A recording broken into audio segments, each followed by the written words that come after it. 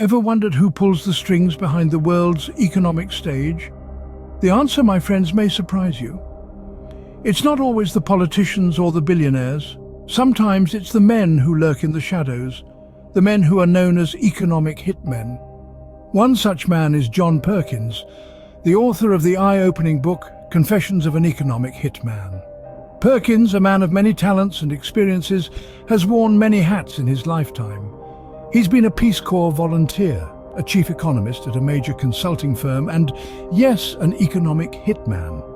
Perkins' book is not just a memoir, it's a revelation. It's a candid confession of his role in the elaborate game of global economic manipulation. His narrative takes us behind the scenes of the world economy, showing us how the strings are pulled and who benefits at the end. The premise of Confessions of an Economic Hitman is both simple and complex.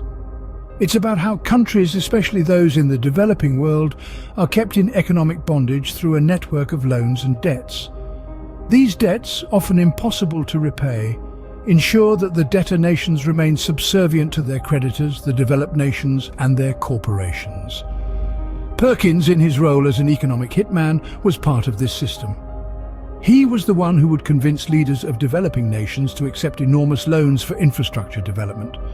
These loans, funded by the World Bank and International Monetary Fund, were designed to fail, leaving the countries in debt and their resources open to exploitation.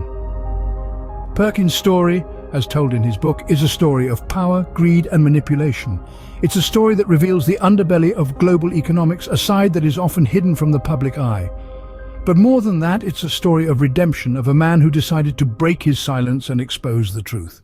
Now let's delve into the intriguing world of economic hitmen. So what does an economic hitman do exactly? Well, according to John Perkins, in his eye-opening book, Confessions of an Economic Hitman, these seemingly invisible agents play a pivotal role in the global economic landscape. They are neither economists nor politicians, yet they wield an extraordinary amount of influence over both. Their main task, to manipulate the economies of developing countries to serve the interests of wealthy corporations.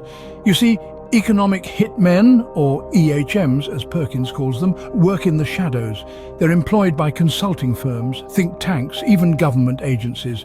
The objective is simple: to make sure the world's wealth flows to their employers, be it corporations or governments. But how do they do it, you might wonder? The method is quite ingenious, yet profoundly disturbing. They persuade the political and financial leaders of developing nations to adopt enormous loans for infrastructure development, loans these countries can scarcely afford. These loans are given on the condition that these countries will hire the corporations that the EHMs represent to build their infrastructure. The result is a vicious cycle of debt that these developing nations can't escape from. It's like a financial trap, one that ensures their perpetual servitude to these corporations or governments. The wealth of these countries is effectively siphoned off, leaving them impoverished, while the corporations grow richer. But the role of an EHM extends beyond just economics. It's a strategic role, one that significantly influences global politics. By controlling the economies of these nations, EHMs indirectly control their politics as well. They can sway decisions, dictate policies, and even determine the fate of entire nations. It's a game of chess where the EHMs are the invisible hands moving the pieces. In this game, the kings and queens are not monarchs or presidents, but multinational corporations and powerful governments. And the pawns, they're the developing nations, manipulated and exploited for the benefit of the few. Intriguing, isn't it? But how does this manipulation work? Economic manipulation is an art, a rather dark one. Let's delve into the intricacies of this art as illustrated in John Perkins' book, Confessions of an Economic Hitman. Perkins uses his personal experiences to unveil the methods of economic manipulation employed by economic hitmen. These methods are, to say the least, unscrupulous, involving a cocktail of deception, coercion, and force. One of the primary tools of manipulation, according to Perkins, is the use of fraudulent financial reports. These are designed to paint a rosy picture of the economic prospects of developing countries, encouraging them to take up hefty loans they can hardly repay. With these nations caught in the web of debt, they become easy prey for exploitation. Another tool in the economic hitman's arsenal is the rigging of elections. By ensuring that leaders sympathetic to their cause get into power, they secure the political leverage necessary to manipulate economic policies and contracts to their advantage. Then there's the use of payoffs. These are not your run-of-the-mill bribes, but rather are strategically planned payments made to key individuals or entities who can influence decisions in favor of the economic hitmen. Extortion, too, is a common tactic, with threats and intimidation used to coerce leaders into compliance. In some extreme cases, as Perkins grimly recounts, even murder is not off the table when other methods fail. These tactics, while seemingly detached and impersonal, have a profound impact on the economies they target. They stifle development, breed corruption, and widen the gap between the rich and the poor. They transform nations rich in resources into landscapes of poverty and despair.